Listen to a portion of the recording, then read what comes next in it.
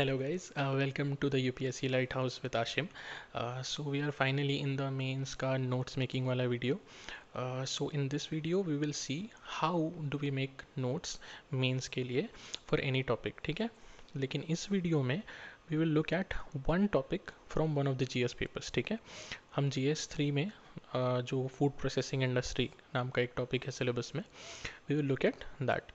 अब देखो इस वीडियो में will look at the general topic कि उसके एक जनरल हमारे पास डेफिनेशन वगैरह हो ऐसा। उसके बाद हम PYQs में घुसेंगे, ठीक है। विल सी कि PYQs में क्या पूछा गया है एंड उस बेसिस पे हम कैसे नोट्स बनाते हैं। और फिर हम ये भी देखेंगे कि वैल्यू एडिशन एक्चुअली में कैसे होती है, ठीक है। I do all of this on paper almost two simulate कि कैसे मैंने नोट्स बनाए होंगे या मैं कैसे नोट्स बनाता हूँ, तो इसीलिए हम वैसे ही करेंगे इसको। हाँ, सेकेंडली यार कि इधर उधर मत भागना ज़्यादा। वीडियो के शुरू में मत बोलना कि यार ये PYQs क्यों नहीं देख रहा है, वैल्यूएडेशन कहाँ है। सब होगा विद टाइम, ठीक है। तो पूरा वीडियो आराम से देखना, उसमें सब कुछ कवर्ड है। हाँ, और हाँ देखो, मैं इसमें यार आपको फूड प्रोसेसिंग इंडस्ट्री के लिए कोई ऐसे स्पेसिफिक नोट्स नहीं दे रहा हूँ। मैं आपको एक फ्रेमवर्क बना के दे रहा हूँ, ठीक है, कि नोट्स बनाने कैसे हैं, क्या चीज़ हम देख के नोट्स में क्या क्या लिखते हैं। अब उसमें देखो आपके सोर्सेज कुछ भी हो सकते हैं ना। Your notes should be independent of your sources, कि आपने नॉलेज बुक से लाया है, इंटरनेट से लाया है, किसी और के नोट्स को थोड़ा सा कंसाइज करके लिखा है, जो भी किया है वो आपकी चॉइस है। That is completely up to you. अपने को क्या करना है, एग्ज़ाम में अगर क्वेश्चन आएगा फूड प्रोसेसिंग इंडस्ट्री पे या फॉर वट एवर टॉपिक, तो यार हमारे पास रेडीमेड कंटेंट जहाँ तक भी हो सके रहे। That is the purpose of making notes. So your sources are not important here, just आपका कंटेंट अच्छा होना चाहिए जो भी आपने नोट्स में लिखा है, ठीक है। So even for this video I am not going to diverge into what sources I am using for this video, जो मैं नोट्स बनाऊंगा उसके लिए। बट हाँ, मैं आपको जगह जगह पे ये ज़रूर बोलूँगा कि आप कहीं से भी लाओ, जो आपका कंटेंट लिखा है एक्चुअली में वो अच्छा होना चाहिए, ठीक है। तो और ये फ्रेमवर्क आप for across any subject any topic आप फ्यूचर में यूज़ कर सकते हो। तो हम वो सीख रहे हैं कि नोट बनाने कैसे हैं।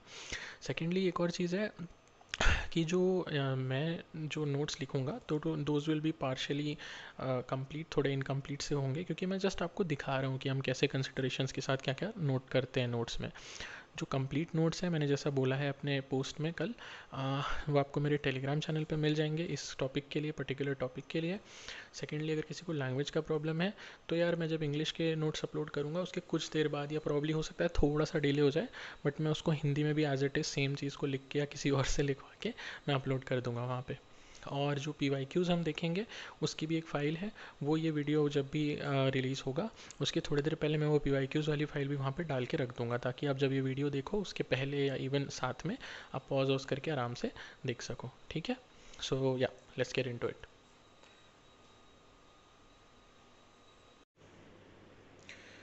तो शुरू करते हैं।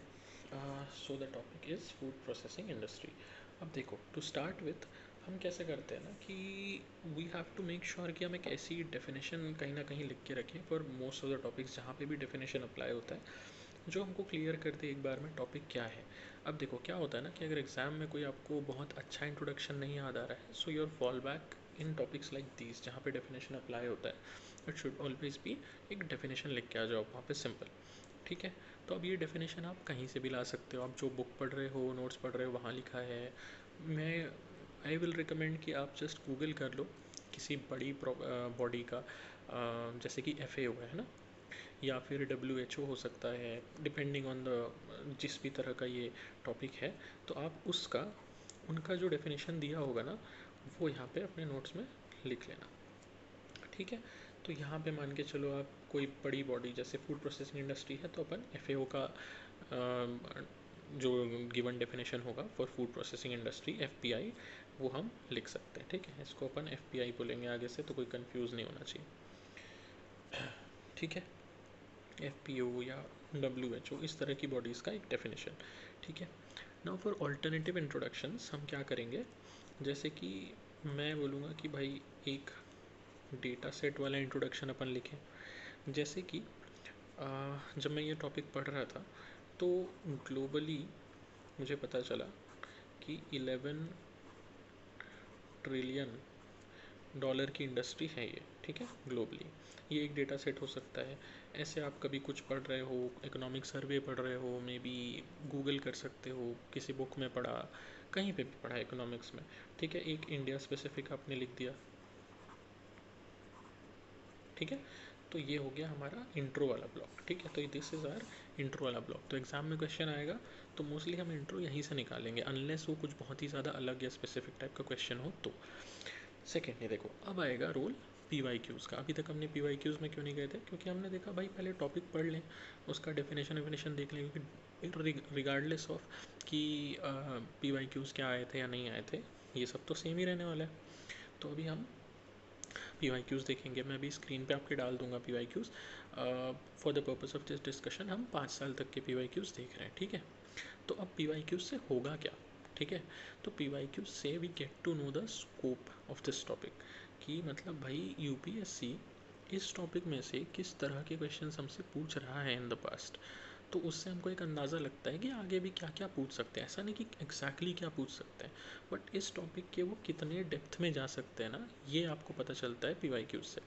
तो इस टॉपिक में देखो पिछले 5 साल में they have not asked any specific question. वो किसी एक स्पेसिफिक इसके सबसेट में नहीं घुसे हैं कभी भी, उन्होंने ब्रॉड क्वेश्चंस पूछे हैं, ठीक है। तो ब्रॉड क्वेश्चन ही पूछे हैं तो हम पहले ब्रॉड नोट्स ही बनाएंगे, उस पर फोकस करेंगे, क्योंकि अभी तक तो स्पेसिफिक कुछ दिखा नहीं। लेकिन टूवर्ड्स दी एंड हम ऑल्सो भी देखेंगे कि हाँ कुछ यार अगर ऐसा न्यूज़ में है तो हम स्पेसिफिक में कैसे जा सकते हैं, ठीक है। तो ब्रॉड क्वेश्चंस को देखना है।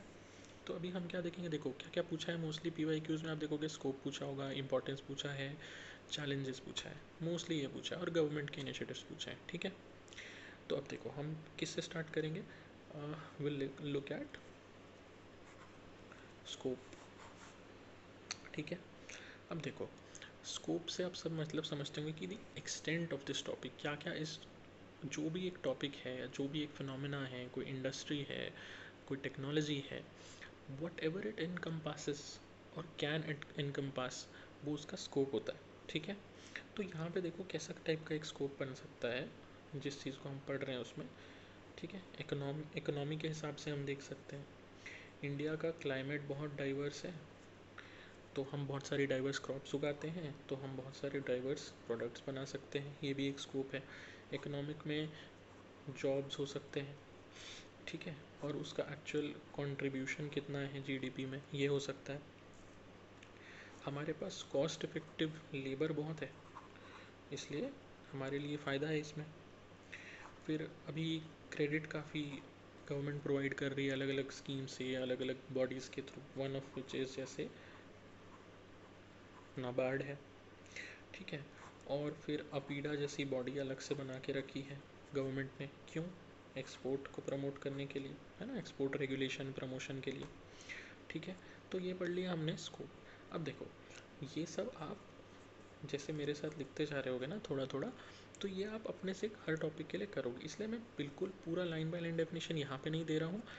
मैं अपने जो नोट्स टेलीग्राम पे अपलोड करूँगा ना, उसमें वो कम्प्लीटली लिखा होगा। ये सिर्फ हम अभी सीखने के लिए कर रहे हो, आप मेरे साथ सीखने के लिए, ठीक है। अब मोस्टली हमने क्या देखा ब्रॉड क्वेश्चन में, सिग्निफिकेंस, है ना, ये देखा आपने मोस्टली। अब देखो सिग्निफिकेंस जब मैं आया, अब ये आप कहीं से भी ला सकते हो, या तो आपने किसी बुक में पढ़ा है, किसी नोट्स में पढ़ा है, आप गूगल कर सकते हो, may be use chat GPT, what ever it is, significance आपको पता होना चाहिए इसका, ठीक है। और कोशिश करेंगे हम कि ये हम काफ़ी सारे डायमेंशंस कवर करें सिग्निफिकेंस में। जैसे देखो एफपीआई है, एग्रीकल्चर से रिलेटेड है, सबसे पहले फार्मर, ठीक है। उसके बाद इकोनॉमी, ठीक है। उसके बाद एम्प्लॉयमेंट, उसके बाद एग्रीकल्चर से रिलेटेड है क्योंकि, तो फूड सेफ्टी या न्यूट्रिशन भी आप लिख सकते हो, ठीक है। उसके बाद क्योंकि इससे रूरल सोसाइटीज़ हमारी एम्पावर होती हैं, तो एक सिग्निफिकेंस इसका रूरल सोसाइटीज़ के लिए भी आप लिख सकते हो। और हर जगह पे मुझे ऐसा लगता है कि यार अगर आपको फॉडर मटेरियल चाहिए, not this is not technically fodder material, it can be important depending on the demand of the question, but हमेशा अपने को एक वुमेन स्पेसिफिक एंगल लिखना ही होता है, और एक technology plus innovation specific angle लिखना होता है, ठीक है। तो देखो अपने पास इतने सारे सिग्निफिकेंस आ गए। अब ये अपन इसको कुछ भी लिख सकते हैं। फार्मर के लिए हम लिखेंगे उनकी इनकम डबल हो जाती है, डाइवर्सिफाई हो जाती है, इकोनॉमी में अगेन जो हमने इधर लिखा था जीडीपी में इतना कंट्रीब्यूशन है, इतने लोगों को एम्प्लॉय करती है इंडस्ट्री, अराउंड 9 मिलियन कुछ ऐसा नंबर है। फूड सेफ्टी एंड न्यूट्रिशन की बात कर सकते हैं, क्योंकि हमको फूड प्रिजर्व करने बनता है, तो it leads to food security in times of shock, drought वगैरह वगैरह। रूरल सोसाइटीज़ को एम्पावर करता है, रूरल कम्युनिटीज़ प्रॉस्परस बनती हैं, उनका इनकम बढ़ता है। वुमेन के लिए है, जैसे कि कोऑपरेटिव सोसाइटीज़ वगैरह के थ्रू, एफपीओज़ के थ्रू, विमेन स्पेसिफिक स्कीम्स के थ्रू गवर्नमेंट बहुत सपोर्ट कर रही है। फिर उसके बाद टेक एंड इनोवेशन यहाँ पे आप लिख सकते हो, ठीक है। तो ये हो गया सिग्निफिकेंस। अब देखो, अब सिग्निफिकेंस के साथ साथ हमको चैलेंजेस देखने हैं, ठीक है। तो देखो चैलेंजेस में हम क्या देखेंगे भैया, क्लाइमेट शॉक्स लगते रहते हैं, ठीक है। कभी ड्रॉट हो जाता है, कभी ज़्यादा बारिश हो जाती है, एल नीनो, ला नीनिया, यहाँ पे आप मेंशन कर सकते हो, ठीक है। हमारे पास इंफ्रास्ट्रक्चर की बहुत शॉर्टेज है, जिसमें कोल्ड स्टोरेज आ सकता है, ट्रांसपोर्टेशन आ सकता है, रोड कनेक्टिविटी आ सकती है। क्रेडिट हमारे लिए आज भी बहुत बड़ा इशू है, इनफॉर्मल क्रेडिट है, कई बार lack of access to credit है, ठीक है। उसके बाद टेक्नोलॉजी का इंटीग्रेशन अभी भी कम है काफ़ी, एग्रीकल्चर में स्पेसिफिकली, तो वो एक इशू हो सकता है। फिर यार जो पॉलिसी गवर्नमेंट बना रही है उसमें कई बार गैप्स हो सकते हैं, या फिर इम्प्लीमेंटेशन ठीक से नहीं हो रहा है, ये भी इशू हो सकता है, ठीक है। तो देखो ये एक ओवरऑल हमारा बन गया, ठीक है। क्या क्या देखा हमने, इंट्रो वाला पूरा ब्लॉक देखा, जहाँ पे हम डेफिनेशन वगैरह देख रहे हैं, डेटा सेट देख रहे हैं, और फिर इंडिया स्पेसिफिक डेटा हम ऐड करेंगे, ठीक है। अब यहाँ पे फिर हमने स्कोप देखा इकोनॉमी के हिसाब से, क्लाइमेट के हिसाब से, cost effectiveness of our labour के हिसाब से, अवेलेबिलिटी ऑफ क्रेडिट के हिसाब से, government push through bodies like APEDA के हिसाब से। फिर हमने देखा भाई सिग्निफिकेंस क्या है फार्मर के लिए, इकोनॉमी के लिए, एम्प्लॉयमेंट के लिए, फूड सेफ्टी के लिए, रूरल सोसाइटीज़ के लिए, वुमेन, टेक्नोलॉजी। चैलेंजेस क्या आ रहे हैं हमको, हमने 5 चैलेंजेस देखे। सो इवन फॉर अ 10 और अ 15 mark question this is very much it. तो अब हम थोड़ा सा और इसको देखते हैं, ठीक है।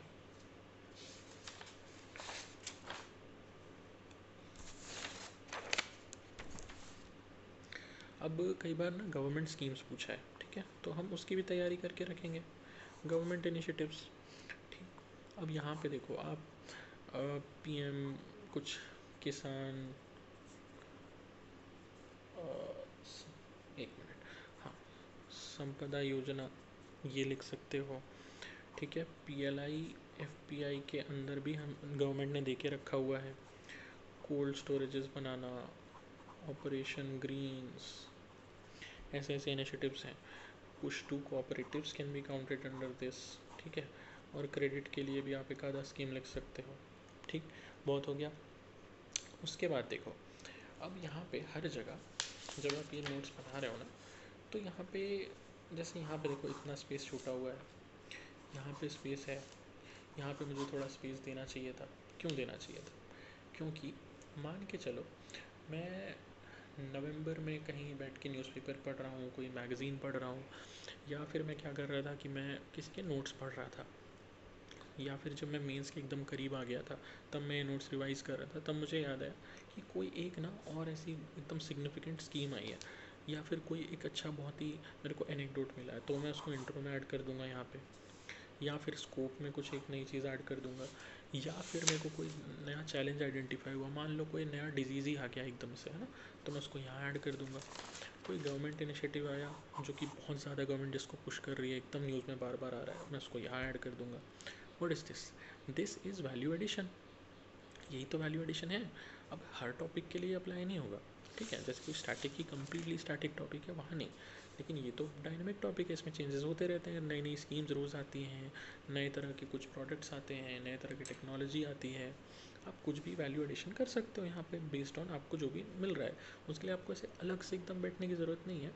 और अगर मान लो आपको मिला ही नहीं और मेंस पास में आ गया और आपको लग रहा है कि ये थोड़ा इनकम्प्लीट है अभी भी, तो फिर आप गूगल कर लेना स्पेसिफिकली कि कोई नई स्कीम, कोई नया डेटा सेट, कोई नया चैलेंज, ठीक है। बट अदरवाइज नेचुरली आपका वैल्यू एडिशन ऐसे हो जाएगा। अब एक चीज़ फाइनल रह गई है कि थोड़ा स्पेसिफिक भी नोट्स कहीं कहीं पे हमको बना लेना चाहिए। जैसे देखो आजकल ना बहुत सारे मेंस में क्वेश्चन ऐसे आते हैं ना कि वो किसी एक टॉपिक को या तो टेक्नोलॉजी के साथ लिंक कर देंगे, या विमेन एम्पावरमेंट के साथ लिंक कर देंगे, रूरल प्रॉस्पेरिटी के साथ लिंक कर देंगे। तो स्पेसिफिक आप बहुत ज़्यादा नोट्स नहीं बनाओगे, बट हाँ जैसे कि टेक प्लस एआई के साथ, क्योंकि एग्रीकल्चर का टॉपिक है, ठीक है, तो इसका न्यूक्लियर एनर्जी से तो लिंकेज नहीं हो सकता, इसका एक्सपोर्ट से थोड़ा लिंकेज हो सकता है, टेक्नोलॉजी से ऑफकोर्स लिंकेज हो सकता है, ठीक है, रूरल प्रॉस्पेरिटी से ऑफकोर्स इसका लिंकेज हो सकता है। तो इसमें ज़्यादा एकदम ड्वेल नहीं करना, इसमें ज़्यादा अंदर तक नहीं जाना। एक दो तीन, तीन पॉइंट यहाँ लिख दिए, एक दो तीन, तीन पॉइंट यहाँ लिख दिए। अगेन वो पॉइंट आप कहीं से भी ला सकते हो, न्यूज़पेपर से लाओ, नोट किसी बुक से लाओ, नोट से लाओ, चैट जीपीटी से लाओ, इंटरनेट से लाओ, कहीं से भी लाओ। ऐसे 3 टॉपिक आपने लिख के रख दिए, ठीक है। एंड नाउ दिस इज, इस पर काफ़ी जनरल ब्रॉड क्वेश्चंस आए हैं, तो कोई भी 2 कंक्लूजन यहाँ पे लिख लेना। एक एक बैलेंस तरह का कंक्लूजन यहाँ पे लिख लेना, एक फॉरवर्ड लुकिंग लिख सकते हो विथ सम डेटा, ठीक है। जैसे अगर कोई जेनेरिक टॉपिक हो, इंडस्ट्री से मान लो मैन्युफैक्चरिंग पे क्वेश्चन होता, तो 5 ट्रिलियन इकोनॉमी बनने में this will lead the way, इस टाइप का। तो ऐसा कुछ डेटा सेट वाला एक कंक्लूजन आप यहाँ पे लिख सकते हो। So this is all how you make complete notes for a topic. हम एक बार फिर से फ्लो देख लेंगे बहुत तेज़ी से। हमने सिर्फ शुरू में कुछ नहीं देखा था, हमने कोई PYQs नहीं देखे थे, हमने सिर्फ इंट्रो ब्लॉक लिखा।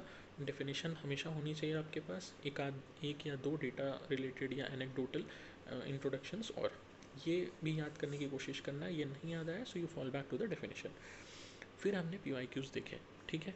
PYQs से हमने देखा कि इस टॉपिक में UPSC क्या क्या पूछ सकता है, ठीक है। हम प्रेडिक्ट नहीं कर रहे हैं कि नेक्स्ट टाइम क्या आएगा, हम ये देख रहे हैं कि पहले क्या क्या पूछा है। बेस्ड ऑन दैट हम एक जनरल बाउंड बना रहे हैं अपने लिए कि मैं इस टॉपिक में कितना डेप्थ तक जाऊँ और कितना ब्रॉड या नैरो कवरेज मेरे को चाहिए। विद दिस पर्टिकुलर टॉपिक हमने देखा कि भैया ब्रॉड क्वेश्चंस ही हैं, स्पेसिफिक तो नहीं है, तो हम नोट्स भी वैसे ही बना रहे हैं। तो हमने देखा स्कोप पूछा है, हमने स्कोप लिख लिए बहुत सारे। उसने हमने देखा सिग्निफिकेंस पूछा है, हमने सिग्निफिकेंस लिख लिया, भी मल्टी डायमेंशन, हर डायमेंशन को ऑलमोस्ट कवर किया है। फिर हमने देखा चैलेंजेस हैं, चैलेंजेस हमने 5-6 चैलेंजेस लिख के रख लिए। हमने कहीं कहीं पे स्पेस छोड़ा थोड़ा थोड़ा, ठीक है, ये बहुत ज़रूरी है वैल्यू एडिशन के लिए, है ना, जो हम थ्रू आउट आवर प्रिपरेशन कभी भी कर सकते हैं। ये एक दिन बैठ के करने वाली काम नहीं है। जब भी आपको याद आया, कोई नया टॉपिक दिखा, कुछ नया दिखा, कोई नया न्यूज़ दिखा, स्कीम दिखा, तो आप कर सकते हो। फिर क्या हुआ, बिफोर द एंड हमने देखा कि यार कभी कभी ना UPSC स्पेसिफिक आजकल पूछ रही है इन सम टॉपिक्स, थोड़ा एक तरफ से कुछ चीज़ लिंक करके। तो उसके लिए हमने छोटे नोट्स बनाए हैं स्टेप, ठीक है, 3-3 पॉइंट के, यहाँ यहाँ यहाँ। तो अगर ये 10 नंबर का क्वेश्चन आता है तो आप 2 पॉइंट 3 पॉइंट तो पीछे से ही लिख लोगे, 2 या 3 पॉइंट यहाँ से लिख लोगे, तो आपका ये भी हो गया। और फिर हमने देखा कंक्लूजन लिख के हमको रखना है। So this is how you make the notes, ठीक है। Okay, so that was the notes making part. तो देखो अभी हमने देखा ना कि नोट्स कैसे बनाने हैं, PYQs देखने हैं, वैल्यू एडिशन कैसे होगा, वगैरह वगैरह चीज़ें। यही आप सेम फ्रेमवर्क लेके अक्रॉस अदर सब्जेक्ट्स जा सकते हो। थोड़ा बहुत वेरिएशन होगा, जैसे कि मान लो कोई कंप्लीटली स्टैटिक टॉपिक है, मान लो आप आर्ट एंड कल्चर के नोट्स बना रहे हो, so unless there is some big discovery tomorrow कि कहीं पे कुछ नया एकदम से निकल गया ज़मीन के नीचे से, दैट वोंट चेंज ना, कुचिपुड़ी विल ऑलवेज भी कुचिपुड़ी। फिर कोई अगर मान लो आपने मुगल पेंटिंग्स का नोट्स बना के रखा है, तो that will always be the same, उसमें तो कुछ चेंज होना नहीं है। लेकिन मान लो आप GS2 के नोट्स बना रहे थे, आपने इलेक्शन कमिश्नर्स के अपॉइंटमेंट पे या उनके इंडिपेंडेंस पे कुछ आपने नोट्स बनाए। कल को मान लो गवर्नमेंट कोई बिल लेके आ जाती है where they change the appointment process, they change their service conditions which they have in fact done recently, तो फिर आपके नोट्स में आपको वो चेंज करना पड़ेगा। तो उस हिसाब से चीज़ें होती हैं, किसी टॉपिक में वैल्यू एडिशन होगा, किसी में नहीं होगा। एथिक्स का एक अलग तरीका है थोड़ा सा नोट्स बनाने का, बट ओवरऑल जो रहता है ना प्रोसेस, वो यही रहता है कि आप पहले एक ब्रॉड टॉपिक डिफाइन करते हो, फिर आप थोड़ा PYQs देखते हो कि स्कोप क्या है, कि किस डेप्थ में UPSC जा रही है, किस तरह के क्वेश्चंस आ रहे हैं, और फिर अगर वैल्यू एडिशन अप्लाई होता है then you do value addition. तो यही तरीका रहता है, ठीक है। तो I think that was it for this video. I will see you next. हम अभी 1-2 और मेन स्पेसिफिक वीडियोज़ ही करने वाले हैं। सो या आई will see you, thank you.